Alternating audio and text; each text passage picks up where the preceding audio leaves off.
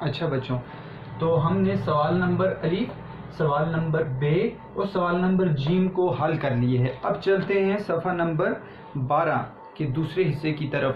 ٹھیک ہے، دوسرا پیراگراف ہے، سقراط کے خون ناحق سے اہل ایتھنز کو بعد میں سخت پشیمانی ہوئی۔ خون ناحق، ایسا خون جو حق پر نہیں کیا گیا ہو، ظلم کیا گیا ہو کسی کے ساتھ، اسے کہتے ہیں خون ناحق۔ اہل ایتھنز کے رہنے والے کو بعد میں سخت پشیمانی ہوئی، پشیمانی افسوس ہوا، ان کو پتہ چل گیا تھا بعد میں کہ واقعی ہی ہم نے سقراط پر غلط الزامات لگائے، اور وہ پھر ان کو افسوس ہوا اس بات پر، لیکن اب کوئی فائدہ نہیں تھا، اور اس کے دشمنوں کو نہایت ذلت کے ساتھ اپنی نالائکی کے خمیازے کھینچنے پڑے، اور اس کے جو دشمن تھے ان کو ذلیل کیا گیا، لوگ ان کو اچھی نگاہ سے نہیں دیکھتے تھے، وہ مختلف فلاسفرز ہی تھے، اس کے ساتھ انہیں اپنی نالائکی کے خمیازے کھینچنے پڑے۔ کیا کرنا پڑا؟ اپنی نالائکی اس غلط کام کی وجہ سے خمیازے افسوس کرنا، تو ان کو افسوس کرنا پڑا کہ ہم نے واقعی ایک ایسے شخص کو جو ہے نا جھوٹ کے اوپر اس کو ہم نے مروا دیا ہے۔ سقراط کی سوانح عمری، یہاں سے بیٹا سوال نمبر آپ کا دال شروع ہو گیا۔ سوال نمبر دال جو ہے یہ ہے سقراط کے شاگردوں کے نام لکھیں، تو ہم نے یہاں پر شاگردوں کے نام لکھنے ہیں اور ان کے کارنامے بتانے ہیں، انہوں نے کیا کارنامے کیے ہیں۔ شاگرد جو ہیں وہ یہاں پر دو ذکر ہیں بیٹا، کون کون سے؟ سقراط کی سوانح عمری زنوفن اور افلاطون، تو یہاں پر ذکر کر دیا گیا دو شاگردوں کے نام ہیں، ایک کا نام ہے زنوفن جس کے بارے میں ہم نے پڑھا ہے، ٹھیک ہے، وہ ایک فوج کا سردار بھی تھا اور ساتھ ساتھ کیا تھا، اس کی تصنیفات بھی بڑے اعلیٰ پائے کی تھیں، اور دوسرا ہے افلاطون، بڑا خاص ہے جی، افلاطون جو ہے اس کے متعلق زنوفن نے کیا کیا؟ سقراط کی سوانح عمری اس نے لکھی ہیں، یہ ان کے کارنامے میں سب سے بڑا کارنامہ بیٹا جو ہے وہ یہ ہے کہ سقراط کی ہمیں سوانح عمری، اس کی حالات زندگی کہیں پر نہیں ملتے، ان لوگوں نے، افلاطون نے خاص طور پر اس کے اوپر اس کی جو ہے ساری حالات زندگی کو بیان کیا ہے۔ تو یہ انتہائی ایک مختصر سا سوال ہے، آپ دو ہیڈنگز کے ساتھ کر سکتے ہیں، شاگردوں کے نام لکھ لیں، زنوفن کون تھا، افلاطون کون تھا، اور اس کے اندر وہ لکھ سکتے ہیں کارنامے میں، آپ اہم کارنامہ لکھ سکتے ہیں کہ ایک تو زنوفن کے بارے میں لکھ سکتے ہیں، اس کی تصنیفات اعلیٰ پائی کی تھی، فوج کا سردار تھا، اور افلاطون کے ساتھ آپ لکھ سکتے ہیں کہ اس نے ہی اس کی سوانح عمری لکھی ہے، اور یہ اس کا ایک بہت بڑا کارنامہ ہے۔ تو یہ ہو گیا آپ کا سوال نمبر دال۔ ان دونوں نے اس کے اقوال کی علیحدہ ترتیب دی ہے جو واقعی دیکھنے کے لائق ہے، علیحدہ اس کے اقوال کی ترتیب دی ہے، اس کے اقوال کیا ہیں، مختلف اقوال ہیں جو انہوں نے ذکر کیے گئے، جیسے ایک قول میں نے آپ کے سامنے ذکر کیا ہے کہ سچا آدمی موت سے نہیں بدعمالی سے گھبراتا ہے، اس طرح ایک اور اس کا قول ہے کہ نیکی جو ہے وہ عقل ہے اور بدی جو ہے وہ جہالت ہے، نیکی عقل ہے اور بدی جہالت ہے۔ تو اس افلاطون نامی جو شاگرد ہے اس کے ساتھ بھی مختلف جو ہے قصے مشہور ہیں، جس میں سے ایک میں نے ایک واقعہ پڑھا کہ ایک دفعہ یہ جو افلاطون ہیں یہ اپنے استاد کے پاس آئے، یہ بیٹھے ہوئے تھے، سقراط کو کہا کہ میں آپ کو ایک بات بتانا چاہتا ہوں، انہوں نے کہا کیا بات ہے، اور آگے سے افلاطون نے کہا کہ آپ کا جو ایک نوکر ہے آپ کا، تو وہ آپ کے بارے میں برائی کر رہا ہے۔ تو انہوں نے کہا اچھا میرے بارے میں برائیاں کر رہا ہے، کہ انہوں نے یہ نہیں کہا بتاؤ جلدی کیا کہہ رہا تھا، انہوں نے کہا کیا تم نے ان باتوں کو 3 کی کسوٹی پر پرکھا ہے، 3 کی کسوٹی پر، یعنی 3 چیزیں اس کے اندر دیکھی ہیں؟ انہوں نے کہا نہیں، 3 چیزیں کیا ہیں آپ بتائیں، وہ 3 چیزیں کیا ہیں؟ تو انہوں نے کہا 3 چیزیں جو ہیں وہ یہ ہے، سب سے پہلی چیز انہوں نے پوچھی، انہوں نے کہا کیا، پہلی چیز یہ ہے کہ کیا وہ بات سچی ہے، کیا وہ بات سچی ہے؟ تو افلاطون نے سوچا اور کہا ہاں وہ سچی ہے، یہ بات تو ٹھیک ہو گئی، ایک تو یہ بات، دوسری کہا کہ کیا وہ بات اچھی ہے، کیا وہ بات اس نے اچھی کی ہوئی ہے؟ تو افلاطون نے سر کو ہلایا، نہیں اچھی نہیں کی۔ تیسری بات، کیا وہ جو بات ہے وہ میرے لیے فائدہ مند اور مفید ہے، فائدہ مند ہے اور مفید ہے؟ تو اس نے کہا نہیں وہ آپ کے لیے فائدہ مند نہیں ہے۔ تو انہوں نے کہا 3 میں سے 2 چیزیں تو ٹھیک نہیں ہیں، اس لیے تم وہ بات مجھے نہ بتاؤ۔ تو اپنے شاگردوں کو انہوں نے کہہ دیا تھا کہ ہر بات کو جب تم کسی کو بتا رہے ہو اس کو 3 کی کسوٹی پر پرکھو، ایک پہلی بات وہ بات سچی ہے تو بتاؤ، دوسری بات وہ اچھی ہے تو بتاؤ، تیسری بات وہ مفید ہے تو بتاؤ۔ اس کا مطلب کیا ہوا بچوں؟ اس کا مطلب یہ ہوا کسی کو کسی کے خلاف بات بتانے سے پہلے ان چیزوں کو سوچا جائے۔ دیکھو بات کرنے والا بات کہہ کر چپ ہو جاتا ہے، ٹھیک ہے، اور وہ اس کے بعد اس کی تو بات وہ منہ کے سمجھو کہ وہ منہ کا ایک چلایا ہوا تیر ہوا، یا چلایا ہوا خنجر یا تلوار ہوئی وہ تو کبھی لوٹ کے نہیں آ سکتا. جیسے ایک مشہور قول ہے نا عربی کا کہ جراحت السنان لہت تیام ولا یلتام ما جرح اللسان، کہ تیر اور خنجر اور تلوار کا زخم تو ٹھیک ہو سکتا ہے لیکن زبان کا زخم ٹھیک نہیں ہوتا. زبان سے کہی گئی بات کبھی ٹھیک نہیں، وہ کبھی جو ہے وہ ٹھیک نہیں ہوگی، اس کا زخم کبھی بھرے گا نہیں. تو زخم جو ہے زبان کا وہ کبھی بھی ٹھیک نہیں ہو سکتا. اس نے تو بات کہنے والے نے کہہ دی، اب وہ اس نے زبان سے تیر چلائے تو اس کا مطلب یہ کہ جب تم مجھے آ کر بتاؤ گے تو وہ تیر چلائے ہوئے تو میرے سینے میں جو ہے نا وہ سینے میں وہ تم مجھے اس سے زخم دے رہے ہو، تم وہ چلائے ہوئے تیر میرے سینے میں گھونپ رہے ہو. ٹھیک ہے، وہ تلوار اور وہ جو ہے وہ جو اس نے اوزار استعمال کیا ہے اس سے تم مجھے زخمی کر رہے ہو.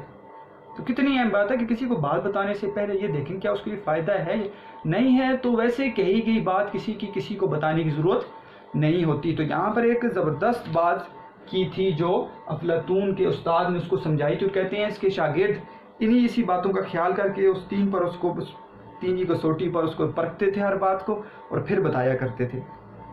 تو یہاں پر اس کے شاگرد اور کارناموں کا ذکر ہے. جیسے غزل ہے کہ میں نے اس میں یہ بات بھی کہی تھی کہ تو رستہ بدلنے کی عادت نکال، تو رستہ بدلنے کی عادت نکال، نہیں تو یہ ذکر محبت نکال. تو رستہ بدلنے کی عادت نکال، نہیں تو یہ ذکر محبت نکال. مٹا دے تو ہستی کا اپنی غرور، تو سجدے میں عجز و ندامت نکال. مٹا دے تو ہستی کا اپنی غرور، تو سجدے میں عجز و ندامت نکال. یہ کافر وہ کافر مسلمہ ہے کون، یہ کافر وہ کافر مسلمہ ہے کون، نہ خود سے تو اپنی شریعت نکال. اب یہ والا شعر، زبان سے تو اپنی ملمہ ہٹا، ملمہ میک اپ کھول. ٹھیک ہے، جیسے کسی چیز پر آپ سونے کا پانی چڑھا دیں وہ سونا نہیں بن جاتی، ملمہ ہوتا ہے. زبان سے تو اپنی ملمہ ہٹا، وہ اصلی جو تیری ہے ہیت نکال. تو زبان پر ہم ملمہ چڑھا کر نا، خول چڑھا کر ہم لوگوں کے سامنے جاتے ہیں اور ان کو اچھا اچھا کہتے ہیں اور ان کی پیٹھ کے پیچھے باتیں کرنے لگ جاتے ہیں. تو یہ ہمارا حال ہے، ہم زبان پر ملمہ چڑھاتے ہیں. زبان پر تو اپنے ملمہ ہٹا، وہ اصلی جو تیری ہے ہیت نکال. ہواؤں میں عامر نہ اڑ تو ابھی، جو باقی رہے ایسی شہرت نکال. تو مطلب یہ ہے بیٹا کہ زبان کے خول کو چڑھانا، ہم وقتی طور پر لوگوں کے سامنے اچھے ہو کر اس کی پیٹھ پیچھے بات کر کے، تو کوئی سننے والا جب سن لے تو اس کو جا کر بتاتا ہے تو اس پر کیا گزرتی ہے. تو غیبت سے بچنا چاہیے، غیبت ٹھیک ہے بڑی بری برائی ہے غیبت. اور ہم اپنی عام باتوں میں بھی اس کو شامل کر جس کو ہم بالکل گناہ نہیں سمجھتے. بعض ایسے گناہ ہیں جن کو تو ہم گناہ سمجھتے نہیں ہیں. جھوٹ، عام بات پر بھی جھوٹ بول دیتے ہیں. ٹھیک ہے، بچوں کے ساتھ جھوٹ بول رہے ہوتے ہیں، غیبت. ٹھیک ہے، اور ان چیزوں سے مجھے بھی ہمیں سب کو بچنا چاہیے. یہ معمولی گناہ جو ہے نا وہ پھر بڑے گناہ بن جاتے ہیں. اب بیٹا یہاں سے آگے سقراط نے شادی بھی کی تھی. ٹھیک ہے، حالت زندگی میں یہ اہم بات ہوتی ہے کہ اس نے شادی کی تھی یا نہیں کی تھی. تو اس کی بیوی بہت ہی بد مزاج تھی، برے اخلاق کی مالک تھی. تو میں نے ایک جگہ پہ پڑھا اس کی 2 بیویاں تھیں. پہلی بیوی جس کا نام تھا زینتھیپی اس کی پہلی بیوی تھی، اور دوسری نام جو لکھا ہوا وہ میرٹو لکھا ہوا ہے، میرٹو MYRTO میرٹو، یہ دوسری اس کی بیوی تھی. بعض کہتے ہیں پہلی بیوی زینتھیپی جو ہے نا وہ اس کے اخلاق بہت برے تھے. دوسری بیوی قدرے اچھی تھی، لیکن بعض کتابوں میں یہ بھی لکھا ہوا ہے اس کی دونوں شادیاں ناکام ہو گئی. اب وجوہات کئی بیان کی گئی ہیں، جس میں سے ایک بڑی وجہ ہو سکتی ہے کہ دیکھیں ایک فلاسفر شخص، ایک علم والا شخص اپنے علم کو زیادہ وقت دیتا ہے نا تو وہ پھر اپنے گھر میں وقت نہیں دے سکتا. تو بیویاں بعض اوقات اس وجہ سے ناراض ہو جاتی ہیں وقت نہ دینے پر. تو اس کی دونوں جو ہے شادیاں ناکام ہو چکی تھی. پہلی بیوی بڑی بد مزاج بتائی گئی ہے. تو اس کی بیوی بہت بد مزاج تھی. سقراط کے ساتھ اس کا برتاؤ سخت تھا، لیکن وہ اس کا فائدہ اس کو کیا ہوا، وہ ہمیشہ سے نرمی کے ساتھ پیش ہے. اس نے کبھی سختی نہیں کی. تو سختی کا جواب نرمی سے دیا جائے نا بیٹا، تو کہتے ہیں کہ وہ انسان کے اپنے اندر استعداد بنتی ہے. اس نے اپنی بیوی کی بد مزاجی سے فائدہ کیا اٹھایا، اس کی کچی پکی سہ لینے سے، برداشت کرنے سے. انتہا درجے کی برداشت کا خوگر کہتے ہیں عادی ہو جانا. تو اس کو یہ فائدہ ہوا جب یہ اس کی جو ہے نا سخت باتیں سہتا تھا تو اب اس کے اندر صبر آ گیا تھا. تو بیوی کے سخت باتیں کہنے کی وجہ سے انسان کے اندر صبر بھی بعض اوقات آ جاتا ہے. ٹھیک ہے، تو یہاں پر اس کی بیوی کا ذکر تھا. 2 بیویاں، یہاں پہ نام نہیں لکھا ہوا، میں نے آپ کو بتا دیا. یہاں سے سوال نمبر 2 انتہائی آسان سوال ہے بیٹا. سقراط کی کل عمر کتنی تھی، کل عمر کتنی تھی؟ تو ہم یہاں سے دیکھ لیں گے، سقراط کے اوپر تھوڑی بات کر لیں سوال نمبر 52 میں۔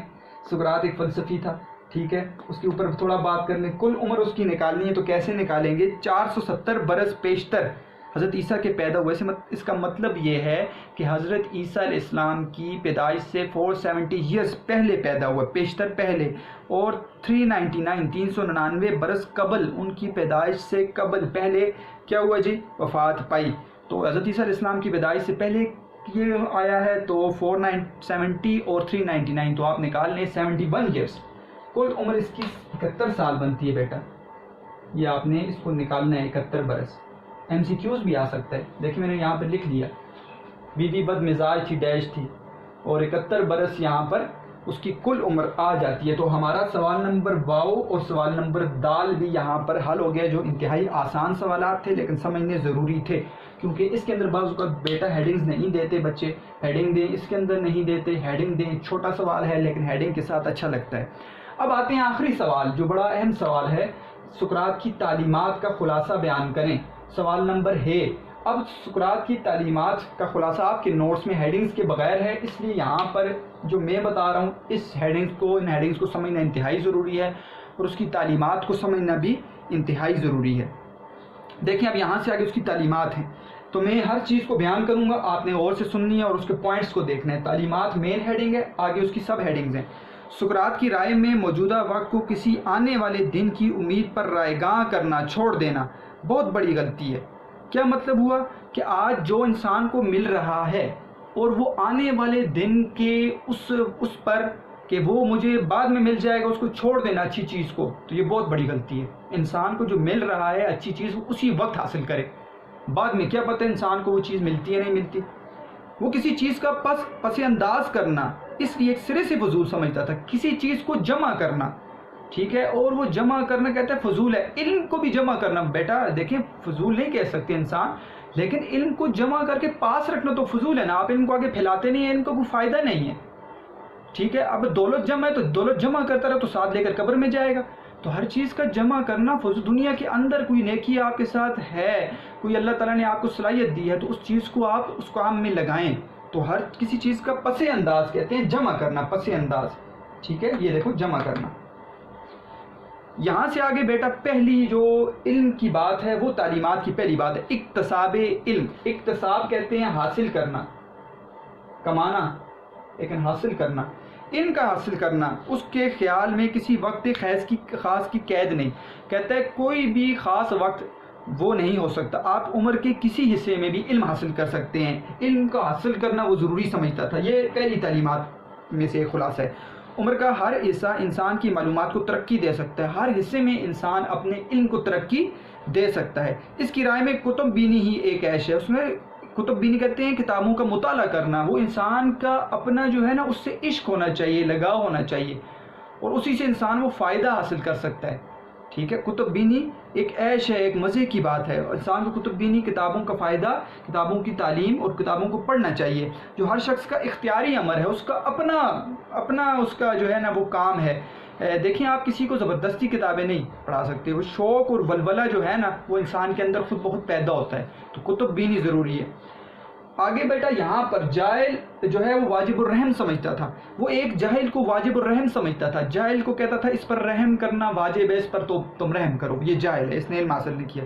مگر اس سے بھی زیادہ اس شخص کی ہمدردی کرتا تھا جس کا مربی کچھ بد تہذیب اور تاریک خیال کا آدمی ہو، اس سے بھی زیادہ کہتے ہیں اس پر کہتا تھا کہ اس پر بھی واجب ہے کہ اس پر رحم کرو جس کا مربی مہربان، جس کا استاد کوئی کیا ہو، بد تہذیب ہو، برے اخلاق والا ہو، تاریک خیال ہو، پرانی سوچوں والا ہو، ٹھیک ہے، اور وہ اچھی سوچ نہ رکھتا ہو۔ تو اس کا مطلب یہ ہے کہ جس کا استاد ٹھیک نہیں ہے، جس کا دوست ٹھیک نہیں ہے، مہربان ٹھیک نہیں ہے، تو وہ لازمی بات ہے وہ زیادہ رحم کے قابل ہے، اس سے وہ کیا ہوگا، اس سے زیادہ لوگ جو ہیں وہ جاہل بنیں گے۔ وہ کہتا ہے اعلی ظرف کی پہچان یہ ہے کہ دشمن کے ساتھ بھی معزز برتاؤ کرو۔ اعلی ظرف کی پہچان یہ نہیں ہے کہ آپ اچھے لوگوں کے ساتھ، اعلی ظرف کہتے ہیں اچھے اخلاق، بلند اخلاق، تو بلند اخلاق اس شخص کے نہیں ہوتے کہ جو آپ کے ساتھ اچھا کرے آپ اس کے ساتھ اچھا کرو، یہ نہیں، بلکہ جو آپ کے ساتھ برا کرے اس کے ساتھ بھی اچھا کرو۔ تو اعلی ظرف کی پہچان یہ کہ دشمن کے ساتھ بھی کیا کرو، اچھا برتاؤ رکھو، زیادہ سے زیادہ کوششیں اس کی یہیں تک محدود ہوں کہ دشمن کو تکلیف دینے سے محفوظ رہ سکے، اپنے دشمن کو بھی کبھی تکلیف نہ دو، یہ اچھے اخلاق کی پہچان ہے۔ غیبت کرنے والے یا ایسے لوگوں کو جن کو دوسروں کی برائی میں دلچسپی ہوتی ہے وہ شریف نہیں سمجھتا تھا، ایسے شخص کہتا ہے وہ شریف نہیں ہے، میں وہ لفظ نہیں کہتا، ٹھیک ہے، کہ جو جہاں پر ذکر ہے شریف نہیں ہو سکتا وہ شخص جو غیبت کرتا ہے، جو دوسروں کی برائی کو بیان کرتا ہے، تو وہ ٹھیک نہیں ہو سکتا۔ ان کے ساتھ انتہائی رعایت یہ ہے کہ ان کو کمینہ کہا جائے، اس نے خود کہہ دیا، ٹھیک ہے، جو لفظ میں کہہ رہا تھا، ان کے ساتھ انتہائی رعایت یہ ہے کہ ان کو کیا کہا جائے، کمینہ کہا جائے، یہ شریف لوگ نہیں ہیں۔ آخر میں وہ ہر شخص کو اپنے ضمیر، کانشنس کہتے ہیں بیٹا ضمیر کی پیروی کی تاکید کرتا تھا کہ تم اپنی ضمیر کی، اگر تمہارا ضمیر تمہیں ٹھیک بات کہہ رہا ہے، برے ضمیر کے نہیں، اگر ضمیر ٹھیک بات کہہ رہا ہے تم اس کی پیروی کرو۔ اس نے زور دے کر یہ بات بتائی ہے کہ صرف اصلیت پر نظر ہو، اصل کیا ہے، جھوٹی باتوں پر نظر نہ رکھو، اس سے غرض نہیں دوسرے کیا سمجھتے، تم اس پہ بات کو کرو جو تمہارے اندر موجود ہے اور حق پر ہے، تم دوسروں کو دیکھ کر حق کو کبھی بھی نہ چھوڑو، اپنی ضمیر کی سنو اگر تمہارا ضمیر تمہیں جھنجھوڑتا ہے۔ اور بیٹا اچھا نفس جو ہوتا ہے، اچھا ضمیر جو ہوتا ہے، انسان کو ہمیشہ نیکی کی راہ پر لے کر جاتا ہے۔ آپ برائی کر کے دیکھ لیں، کبھی آپ کو سکون نہیں ملے گا، ٹھیک ہے، انسان کا ضمیر اس کو ہمیشہ نیکی کی طرف، اس کو پتہ ہے جھوٹ جھوٹ ہے، سچ سچ ہے، برائی برائی ہے، نیکی نیکی، ٹھیک ہے، اس کو پتہ ہے برائی کیا ہے، اس کو پتہ ہے نیکی نیکی ہوتی ہے، حق اور سچ، ٹھیک ہے، کیا ہے، باطل کیا ہے، تو اس کو پتہ ہوتا ہے۔ وہ عام مقبولیت، یہاں پر بیٹا ضمیر کی پیروی کی تاکید کرتا تھا، یہ بھی ہیڈنگ دے سکتے ہیں۔ عام مقبولیت کیا ہے؟ عام مقبولیت یہ ہے بیٹا کہ عام مقبول ہونا، مقبولیت شہرت کو کہتے ہیں۔ تو عام شہرت کا مطلب یہ ہے کہ جس علاقے میں آپ رہ رہے ہیں اس علاقے میں آپ کو پہچانا جائے، آپ کو لوگ اچھے لفظوں سے یاد کریں، یہ عام مقبولیت ہے۔ وہ عام مقبولیت کی خواہش کو ایک طرح سے جنون سمجھتا تھا، دیوانگی کی حد تک، کہتا ہے ہونا چاہیے، یہ ہر شخص کو اتنا تو کم از کم ہونا چاہیے کہ اس کو اس کے رہنے والے وہاں کے لوگ اچھے باتوں سے یاد کریں، دنیا سے چلا جائے اچھے باتوں سے یاد کریں کہ وہ شخص اچھا تھا، یہ ضروری ہے۔ اچھا جی، آخری بات بڑی اہم ہے، اسی کے اوپر بات ہے، اس کو سمجھیں کہ وہ عقل کی مخالفت کو جائز نہیں سمجھتا تھا۔ کیوں؟ فلاسفر تھا، میں نے آپ کو شروع میں بتایا، عقل کی ہر بات کو عقل کی کسوٹی پر پرکھتے ہیں فلاسفرز۔ تو وہ کہتا تھا کہ عقل پر تم ہر چیز کو پرکھو، اگر وہ تمہیں کہہ رہی ہے ٹھیک ہے، تم پھر بھی عمل نہیں کرتے تو تم بے وقوف شخص ہو۔ تو عقل کی مخالفت کو جائز، وہ کیا کہتا تھا کہ نہیں رکھتا، کہتا تھا ہر چیز کو عقل پر پرکھو۔ ایک مقام پر اس نے بہت چبھتی ہوئی بات لکھی، کہتا ہے کہ میں نہیں سمجھتا کیوں کر لوگ عقل کی مخالفت کو جائز رکھتے ہیں، کیوں لوگ عقل کی مخالفت کو کرتے ہیں۔ اس کا مطلب یہ ہے عقل کے مخالف نہ جائیں، کسی بات کی صحت پر، اس کی سچائی پر ان کو یقین کامل ہوتا ہے، ان کو پورا یقین ہوتا ہے، تاہم وہ اس پر کاربند نہیں ہوتے، پھر بھی اس کو کاربند اس کو کرتے نہیں ہیں۔ کیا مطلب؟ کسی بات پر ان کو پورا بھروسہ ہوتا ہے کہ یہ بات ٹھیک ہے، میں ٹھیک کر رہا ہوں، پھر بھی نہیں کرتے۔ عقل کہہ رہی ہے کرو، یہ بات ٹھیک ہے، تم حق پر ہو، لیکن نہیں کرتے۔ شاید کوئی خارجی اثر وجہ مزاحمت ہو، خارجی اثر یعنی دوسرا کوئی باہر کا اثر، دوسرے لوگ، مزاحمت یعنی روکنا، تو اس کی وجہ یہی ہو سکتی ہے کہ عقل تو کہہ رہی ہے کرو اس کام کو، تو شاید کوئی دوسرا انسان اس کو روک رہا ہے کہ میں کروں گا تو پھر وہ مجھے برا نہ کہ، وہ مجھے ایسی بات نہ کہتے اور میرے اوپر وہ بہتان نہ لگا دے، ڈر رہا ہے، ٹھیک ہے، اس کو روک رہی ہے۔ تو یہ ہو سکتا ہے کوئی خارجی اثر ہو، لیکن خارجی اثر کی وجہ سے کہتا ہے کہ ہر بات جو عقل پر ٹھیک تم سمجھ رہے ہو اس کو چھوڑو نا، اس کو کیا کرو۔ ان کا ارادہ ہی ان کا یہ نقص ہے، کہتا ہے یہ ارادہ جو ہے نا، یہ بیر والا وہ اب کر رہے نہیں ہیں، یہی ان کے اندر خرابی ہے۔ عقل کی بات کو آپ کو ٹھیک لینا چاہیے۔ مجھے آج تک کوئی بات ایسی نہ ملی جس کی سچائی کا یقین ہو اور نہ کر گزرا ہوں۔ اپنا بتا رہا ہے کہ مجھے پتہ ہے کہ یہ سچ بات ہے اور میں نے کی ہے، بے شک لوگ برا کہتے تو کہیں، جیسے اس نے اگر دیوتاؤں سے منع کیا نا تو اس کو پتہ تھا مخالف ہو جائیں گے لوگ میرے، لیکن اس نے کیا کیا، اس نے دیوتاؤں کو برا کہا، کیوں؟ اس کو پتہ تھا کہ یہ بات سچ ہے، اس نے کہا میں کر گزرتا ہوں، سچی بات کو نہیں چھوڑتا، مجھے ان کی مخالفت کی قطعی پرواہ نہیں ہوتی، مجھے نہیں پتہ ہوتا کہ یہ کیا مخالف ہو کر کیا کریں گے، بالکل قطعی پرواہ، بالکل پرواہ نہیں ہوتی، ٹھیک ہے، اور مجھے نہیں خبر ہوتی کہ یہ کیا کریں گے، اس لیے کہ میں ان کو داخلی جمادات سمجھتا ہوں۔ داخلی جمادات بے جان چیزیں، ٹھیک ہے، کیا مطلب کہ میں ان کو ایسے سمجھتا ہوں یہ بے جان چیزیں، ٹھیک ہے۔ جب آپ کسی کا اثر لے کر بات کرنے لگو گے تو آپ سے وہ بات نہیں ہوگی۔ مثال کے طور پر آپ حق پہ بات کر رہے ہو اور آپ حق کی بات جب کرو گے تو آپ کو پتہ ہوگا کہ یہ انسان مجھے نقصان پہنچائے گا تو آپ نہیں کر سکو گے۔ تو کہتا ہے میں ان لوگوں کو جو مجھے نقصان پہنچانے والے ہیں میں ایسا سمجھتا ہوں کہ یہ بے جان چیزیں ہیں تو میں پھر وہ بات کر لیتا ہوں، پھر مجھے تو دیکھیں حق کے اوپر ہی بات کہنے پر اس کو کیا ہوا ہے بیٹا، اس کو حق کہنے پر ہی جو ہے نا وہ مقتل پھانسی گھاٹ پر میں مثال کے طور پر لے جائیں، اور حق کہنے پر اس کو زہر کا پیالہ دیا گیا. جیسے ایک مشہور شعر ہے نا کہ سر اٹھائے ہوئے مقتل کی طرف جاؤں گا، میں نے سچ بات کہی ہے تو سزا پاؤں گا. تو کیا ہوا، سر اٹھائے ہوئے مقتل کی طرف جاؤں گا، سر اٹھا کر شان سے مقتل کی طرف جاؤں گا، تو میں نے حق بات کہی ہے تو سزا پاؤں گا. حق بات پر انسان کو سزا مل جاتی ہے، لیکن اس کا ضمیر اس کو کبھی بھی وہ اس کو کہتا ہے کہ باقی تم سچی بات کر رہے ہو.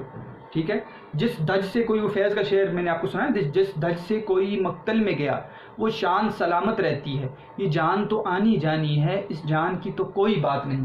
تو فیض بھی یہی کہتا ہے نا، جس دج سے کوئی مقتل میں گیا وہ شان سلامت رہتی ہے. ٹھیک ہے، آپ حق پر گئے ہیں، آپ کو پھانسی ہو گئی، آپ کو قتل کر دیا گیا، تو یہ جان تو آنی جانی ہے، اس جان کی تو کوئی بات نہیں، یہ جان تو آنی جانی ہے. اس جان کا کیا ہے، یہ جان تو مرنا تو ویسے ہی ہے، اور حق بات پر آپ مر گئے تو آپ شہید کہلائیں گے. آپ کبھی مرے نہیں ہیں. آپ لفظوں میں دیکھیں، سقراط کو اگر یاد کیا جاتا ہے تو اسی وجہ سے یاد کیا جاتا ہے کہ وہ حق پر اس نے اپنی جان دے دی، حق پر اس نے بات کہی ہے. تو بیٹا یہ ہو گیا آپ کا سوال نمبر ہے. تعلیمات اکتساب علم کا کہتا ہے کہ ان کے ہر حصے میں عمر کے علم حاصل کر سکتے ہو. جاہل کو واجب الرحم سمجھتا ہے، ضمیر کی پیروی کی تاکید کرتا ہے، عام مقبولیت کو جنون کی حد تک سمجھتا ہے، اور عقل کی مخالفت کو ناجائز سمجھتا ہے. دیکھیں یہ کتنا آسان ہو گیا آپ کے لیے. اور یہاں پر ہم نے 5 کے 5 سوالات ود ہیڈنگز حل کر لیے، مشکل الفاظ کے معنی بھی دیکھ لیے، کچھ معروضی سوالات بھی دیکھ لیے، سمجھ لیا کہ اس کتاب کے اندر سیکشن نمبر الف کے کیسے معروضی سوالات آ سکتے ہیں. تو یہ آپ کا پورے کا پورا سبق جو ہے وہ حل ہو چکا ہے بیٹا. ٹھیک ہے، اس کے بعد جو ہم پڑھیں گے انشاءاللہ وہ پڑھتے ہیں ہم رموز اوقاف دیکھتے ہیں. رموز اوقاف میں ہم بابین دیکھیں گے، سوالیہ ہے، ندائیہ یا فجائیہ ہے. یہ سوال آپ کا رہ گئے، باقی آپ کے سوالات حل ہو چکے ہیں. اعراب اور رموز اوقاف رہ گئے. تو آپ کا جو بیٹا ہوم ورک ہے، ایک تو آپ معروضی سوالات کو آپ اپنی بک پر ہائی لائٹ کریں. ٹھیک ہے، اب 6 معروضی سوالات نکال سکتے ہیں کاپیز پر. ٹھیک ہے، فرہنگ آپ نے کتاب پر لکھنے ہیں، ضروری ہے. ٹھیک ہے، ہر چیز کو آپ نے کتاب پر نوٹ کرنا ہے جب پڑھتے ہوئے. اس کے علاوہ بھی میں نے آپ کو کچھ چیزوں کی تشریح بتائی، وہ بھی آپ کتاب پر نوٹ کریں.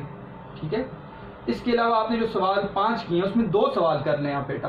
ایک کر لیں یہ سوال نمبر ہے ہوم ورک، اور ایک سوال نمبر الف کر لیں. 2 سوال صرف 5 میں سے آپ نے اپنی نیٹ کاپیز پر کرنے ہیں. ٹھیک ہے، اس کا مطلب ہے آپ کا ہوم ورک ہوا سوال نمبر الف، سوال نمبر ہے، یہ آپ کا مین ہوم ورک ہے. یہ آپ نے حصہ فرہنگ کا کتاب پر آپ نے نوٹ کرنا ہے، اور معروضی سوالات 6 لکھنے ہیں، اور آپ نے اپنی کتاب پر ہائٹ لائٹ کرنے ہیں. مجھے امید ہے بیٹا آپ کو یہ سبق اچھی طرح سمجھ آ گیا ہوگا. پھر بھی آپ کو کوئی بات اگر سمجھ نہیں آئی تو آپ مجھ سے انفرادی پوچھ سکتے ہیں، اور مجھے امید ہے آپ محنت جاری رکھیں گے. تمام اپنے بیٹے میں روز کہتا ہوں، وجہ یہ ہے کہ روز آپ کو کہنا وہ اس لیے ضروری ہوتا ہے کہ انسان جو ہے نا وہ سست ہے. ٹھیک ہے، انسان کہیں نہ کہیں اس سے وہ غلطی ہو جاتی ہے، اور تعلیم کی طرف آتے ہوئے انسان سست بھی ہے، بعض اوقات مشکل کام ہے. تو دیکھیں نیکی کی طرف جانے سے ہی شیطان روکتا ہے انسان کو. انسان کا اپنا نفس بھی جو ہے نا وہ اس کو کس کی طرف ابھارتا ہے، برائی کی طرف ابھارتا ہے. تو انسان کو یا دہانی کروانی چاہیے. آپ اچھے بچے ہیں، یا دہانی کروانے کا مطلب یہ کہ آپ اپنے تمام سبجیکٹس کو بیٹا بھی ٹائم دیں، تمام سبجیکٹس ٹائم ٹیبل بنائیں، تمام مضامین کو وقت دیں، بہت ضروری ہیں. اسی طرح اردو کو آپ وقت دیں. ٹھیک ہے، اپنے نوٹس کو دیکھتے ہوئے ساتھ ساتھ ان کو بھی دیکھیں.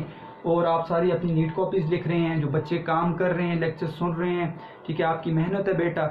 تو مجھے امید ہے بیٹا انشاءاللہ آپ جو ہے ان باتوں کو ذہن سے کبھی نہیں نکالیں گے، اور روز یہ لیکچر سنتے ہوئے آپ کے ذہن میں آئے گا کہ سر ہمیں ہمیشہ جو ہے وہ یہ لازمی آخر میں کہتے ہیں کہ تمام مضامین کو آپ نے وقت دینا ہے، محنت کرنی ہے. اور ہم نے اس جملے کے ساتھ ہی کہ مجھے یقین ہے کہ بیٹا آپ اس طرح محنت کرتے رہیں گے اور آگے بڑھنے کی کوشش کرتے رہیں گے. والسلام.